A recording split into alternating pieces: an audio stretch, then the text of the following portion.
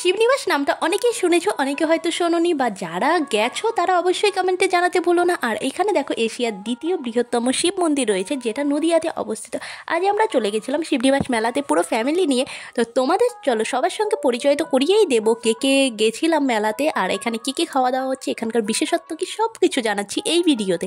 এখানে দেখো আমার হাজবেন্ড, দিদির মেয়ে, মা, বোন, মানে আমার কাকার মেয়ে, জামাইবাবু সবাই কিন্তু বেরিয়ে পড়েছিলাম টোটো করে। আমার বাপের বাড়ি যেহেতু নদিয়াতে, আমার বাপের বাড়ি থেকে শিবনিবাস মাত্র 40 মিনিটের পথ, তো সেই জন্য টোটো করে আমরা বেরিয়ে পড়েছিলাম। আর দাদা আর বৌদি তো অবশ্যই আসবে, তারা বাইকে আসছে, তাদের সঙ্গে তোমাদের পরিচয় করিয়ে দেবো। এখানে দেখো শিবনিবাস মন্দিরে আমরা পৌঁছে গেছি। এখানে 3টে মন্দির রয়েছে। প্রথম মন্দিরে চলো আগে বাবাকে তোমাদের দর্শন করিয়ে দিই, তারপরে দ্বিতীয় মন্দির নিয়ে যাবো। দ্বিতীয় মন্দিরে ফটোগ্রাফি অ্যালাউ নেই, সেই জন্য তোমাদের হয়তো দেখাতে পারবো না, কিন্তু যেটা সব থেকে বড় শিব মন্দির সেটা তো অবশ্যই দেখাবো, সেখানে তো বাবাকে দর্শন তোমাদের অবশ্যই করাবো। এটা হলো প্রথম মন্দির যেখানে আমরা গেছিলাম, আর বিকেলের দিকে যেহেতু গেছিলাম সেই জন্য কিন্তু মন্দিরের ভেতরে এতটা ভিড় নেই। আর এখানে দেখো দ্বিতীয় শিব মন্দির, যেটা এখানে রামসীতার মূর্তি আছে, আর তার সঙ্গে কিন্তু এখানে অর্ধ শিব, মানে শিব ঠাকুর এখানে সম্পূর্ণরূপে তৈরি হয়নি, অর্ধেকটা এখানে তৈরি করা হয়েছিল, তারপরে কিন্তু আর তৈরি করা হয়নি, সেভাবেই কিন্তু এখানে শিব পূজিত হয়। আর তার সঙ্গে রামসীতার যে মন্দিরটি ছিল, বললাম যে রামসীতার মূর্তি আছে, সেটা কিন্তু চুরি হয়ে গেছিলো একটা সময়, তারপরে সেটা ফেরত দিতে বাধ্য হয়েছে। অবশ্যই এটা ভগবানের মহিমা না থাকলে কিন্তু এটা সম্ভব হয় না। তো এগুলো আমরা শুনেছি গল্প, যে মা ঠাকুমাদের কাছ থেকে শুনেছি, যেরকম শিব মন্দিরে এখানে রামসীতারও মূর্তি ছিল, সেটা নাকি চুরি হয়ে গেছে। আর বলে রাখি, এই মন্দিরটা যেখানে তোমাদের নিয়ে যাচ্ছি, যে বড় শিব মন্দির বললাম, এটা রাজা কৃষ্ণচন্দ্র তৈরি করেছিল। কৃষ্ণনগরের রাজা কৃষ্ণচন্দ্র নামটা তো অবশ্যই তোমরা শুনবে বা জানবে, যারা জানো না, জানি না কেন জানো না। তো কৃষ্ণচন্দ্র রাজা কিন্তু তৈরি করেছিল এই মন্দিরটা। আর এই হলো সব থেকে বড় শিব মন্দির, যেটা বললাম শিব ঠাকুর এই দ্বিতীয় বৃহত্তম শিব মন্দির এশিয়ার। চলো প্রথমে তোমাদের মেলাতে আমি ঘুরিয়ে দেখাই, তারপরে এখানকার বিশেষত্ব যে খই সেটা তোমাদের দেখাবো। এখানে গেলে শিবনিবাসের খই এটা নিতেই হবে, যারা গেছে বা নিয়েছে তারা অবশ্যই জানে, আর যারা জানে না তাদের বলে রাখি, শিবনিবাসের খইয়ের জন্য কিন্তু বিখ্যাত, যে খই গেলে কিনতেই হবে শিবনিবাসে। এখানে কিছু জুয়েলারি কালেকশন আমি দেখে নিচ্ছিলাম, আর তার সঙ্গে দেখো আমার দিদিও চলে এসেছে, বলছে আমাকেও একটি ভিডিও টেনে, তো সেই জন্য চলে এলো। আর এই আমার দিদি আর আমি দুজনে মিলে কিন্তু এখানে শুধুমাত্র দেখছি, একটাও কিন্তু কিনিনি। এখান থেকে পুরো মেলাটা ঘুরবো, তারপরে কিন্তু অবশ্যই কিনবো। এখানে অনেক ক্লিপ দেখো আছে, তার সঙ্গে জুয়েলারি ছিল, আর হরেক মাল যেটা বলে, মেলায় গেলে তোমরা জানবে, হরেক মাল 10 টাকা, 15 টাকা, 20 টাকা এরকম তো শুনে থাকবে, তো এখানেও কিন্তু ওরকম ছিল। তো তোমাদের নিয়ে যাবো, চলো ঘুরিয়ে দেখাই আগে মেলাটা, তারপরে জিনিস কী কী কিনছি সেটা তো অবশ্যই দেখাবো। সারি সারি এখানে দেখো পরপর দোকান আছে, আর এই মেলাটা কিন্তু অনেকটা বড় হয়, 1 মাস ধরে এই মেলা হয়। ভীম একাদশী থেকে স্টার্ট হয় এই মেলা, তারপরে কিন্তু শিব পুজোর পরেও থাকে। শিব পুজোর দিন তো বড় মেলা হয়ই, তার সঙ্গে শিব পুজোর পরে যদি তোমরা যাও, সেটা ভাঙা মেলা বলে, সেটাও তোমরা দেখতে পাবে, সপ্তাহখানেক মতো থাকে।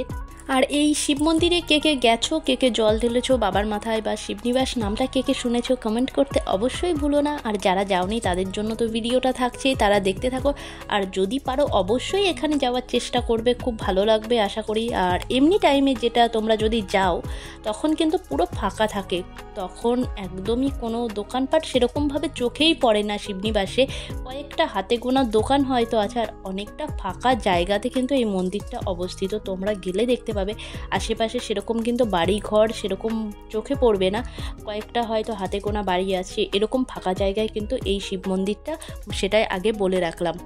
এখানে দেখো কিউট কিউট কিছু টেডি দেখলাম, তার সঙ্গে কিন্তু এখানে রয়েছে নানান রকম খেলনাপাতির জিনিস, যেটা বাচ্চাদের।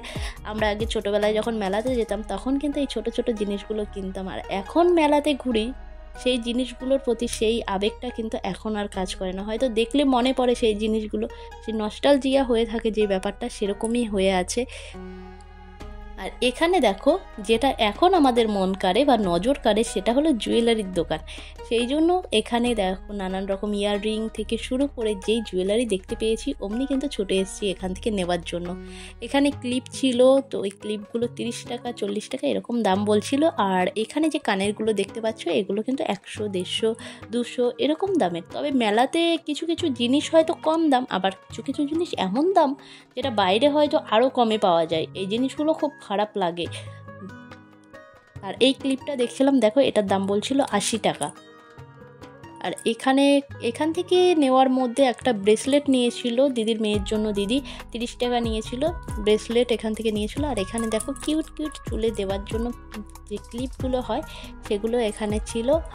আর এখানে ছিল ব্রেসলেট, ক্লিপ, আর এই দেখো জুয়েলারি কানের। দেখো এই কানের দেখেই তো আমরা একদম ফিদা হয়ে যাই। আমার মতো কে কে আছো বলো যে জুয়েলারির দোকান দেখলেই ঝাঁপিয়ে পড়ো। তোমাদের যেটা বললাম যে শিবনিবাসের সবথেকে বিশেষত্ব হলো খই। তো এই হলো সেই খই, যে ভুট্টার খই যেটা বললাম যে শিবনিবাসে গেলে বেশিরভাগ মানুষ কিনবে, সেটা কিন্তু তোমাদের পুরো পরপর দোকান আছে এখানে ভাজছে, সেটাও দেখাবো। তার আগে চলো এখানে বেলুন ফাটিয়ে নেওয়া যাক। 20 টাকায় 6টা বেলুন ফাটাতে দেবে। আর গিফটের যদি হয় তাহলে এই গিফটগুলো পাবে, সেখানে তোমাদের 3টে ফাটাতে দেবে। তো আমার দিদির মেয়ে বলল দরকার নেই আমার 3টে ফাটানোর, আমি 6টাই বেলুন ফাটাবো। সেই জন্য গিফট নেওয়ার বদলে এমনিই বেলুন ফাটাচ্ছিল। এখানে দেখো সবগুলো বেলুনই কিন্তু ফাটাতে পেরেছিল, বলেছিলাম সবগুলো যদি ফাটাতে না পারিস তুই, তো ও কিন্তু সবগুলোই বেলুন ফাটালো এখানে।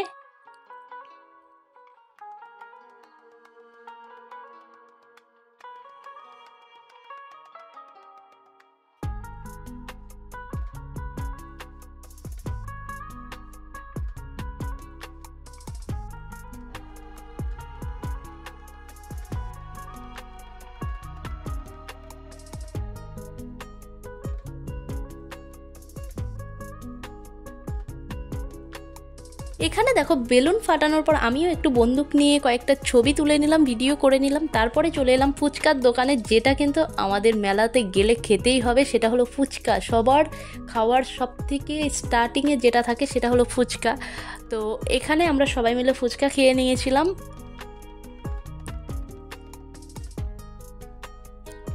তারপরে এখানে দেখো পরপর গজার দোকান, খাজার দোকান, তারপরে খইয়ের দোকান, যেটা বললাম যে খই ভাজছে, চলো তোমাদের দেখায়। এখানে দেখো গরম গরম দেখতে পাচ্ছ খই ভাজছে, আর এরকম কিন্তু গরম খই তোমাদের প্যাকেট করে দেবে।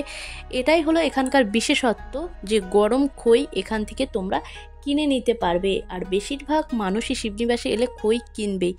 আর এখান থেকে আমিও কিছু খই কিনে নিয়েছিলাম, সেটাও দেখাবো। তারপরে সেটা হলো মথুরা কেক। মেলাতে গেলে মথুরা কেক তো খেতেই হবে। আর এখানে এই মথুরা কেকটা আমার খুব ভালো লাগে, আর কারো ভালো লাগে না। যারা এসছে তার মধ্যে শুধুমাত্র আমি একাই খেলাম, তাই 2টো কিনেছিলাম। 10 টাকা করে নিল পার পিস।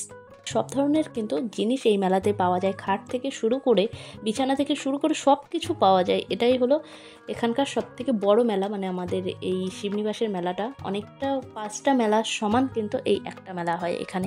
সব ধরনের জিনিস এখানে পাওয়া যায়। এখান থেকে নিয়েছিলাম একটা কুশি 50 টাকা দিয়ে।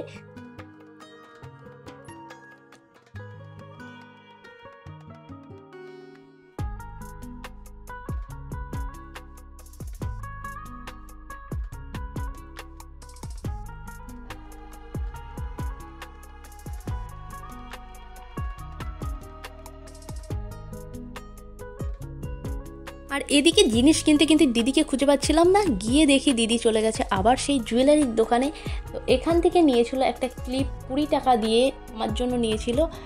আর এখান থেকে বেরিয়ে এবার চলো তোমাদের আরও কিছু দোকান ঘুরিয়ে দেখায়। আর এই ব্লগটা কিন্তু অনেকটা বড় হতে চলেছে, তো অধৈর্য হয়ে কেটে দেওয়ার কোনো কারণ নেই। তোমরা দেখো, অবশ্যই ভালো লাগবে। আর আমার মতো কে কে মেলাতে গেলে এরকম করে বেড়াও, যে এখানে একটু ক্লিপিংস নিচ্ছ, ওখানে একটু ক্লিপিংস নিচ্ছ। এগুলো কিন্তু আমার আগে থেকেই করতে ভালো লাগতো। আমি হয়তো ব্লগ করতাম না, বাট এখন মনে হয় যে এই ছোটো ছোটো জিনিসগুলো রেখে দিলে ইউটিউবে, তো পরে আমরা যখন বয়স হয়ে যাবে তখন পরে দেখতে পাবো যে ফ্যামিলি নিয়ে এভাবে ঘুরতে যেতাম, এভাবে মেলাতে যেতাম একসঙ্গে, কতটা সময় কাটাতাম। সেই জিনিসগুলো কিন্তু খুব মনে পড়বে। সেই জিনিসগুলো ক্যামেরা বন্দি করে আমাদের ফোনের গ্যালারিতে তো সবসময় রাখা সম্ভব নয়, সেই জন্য কিন্তু ইউটিউবে এরকম রেখে দিলে এটা তোমরা পরেও দেখতে পারবে। শুধুমাত্র ভিউজের জন্য শুধুমাত্র দেখা সেটা না, তোমরা এগুলো রেখে দিলে পরবর্তীতে তোমরা দেখতে পাবে, সেই জন্য। আর এখানে দেখো এমন কোনো আচার নেই যে এখানে ছিল না, সব ধরনের আচার ছিল এখানে, আচার আর পাঁপড় এখানে ছিল। আর এখানে দেখো সব ধরনের সিংহাসন থেকে শুরু করে রান্নার যে সমস্ত জিনিসপত্র, ঠাকুরের পুজোর যে জিনিসপত্র, বটি থেকে শুরু করে, তারপর এখানে হাতা খুন্তি লোহার সব কিছু ছিল, কাঠের জিনিসও এখানে ছিল। আর এখানে ছোট ছোট সিংহাসনও ছিল, যেগুলো কিন্তু 600-700 টাকার মধ্যেও ছিল। বড় সিংহাসনগুলো বলছিল 1200 টাকা করে। আর চলো এবার তোমাদের নিয়ে যাচ্ছি খইয়ের দোকানে। তো এই হলো পরপর সারি সারি খইয়ের দোকান, যেটা তোমাদের বললাম যে পরপর দেখতে পাবে খইয়ের দোকান। এখান থেকে কিন্তু আমি নিয়েছিলাম খই।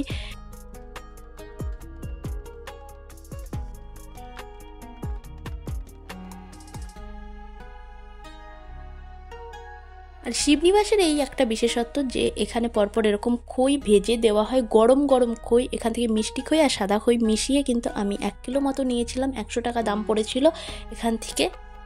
আর তারপরে কিন্তু খই কেনার পরেই দেখলাম এখানে দাদা বৌদিও চলে এসছে, তাদের সঙ্গে হঠাৎ করে দেখা হয়ে গেল, বাইকে এসছে, বললাম যে বাইকে আসবে। তো এই হলো আমার দাদা বৌদি, আর এই কোলে আছে পুকু আমাদের, মানে দাদার মেয়ে। এখানে দেখো সবার সঙ্গে দেখা হয়ে গেল, সবার সঙ্গে হাই হ্যালো করে নিয়ে এবার কিন্তু একসঙ্গে মেলাতে ঘুরবো।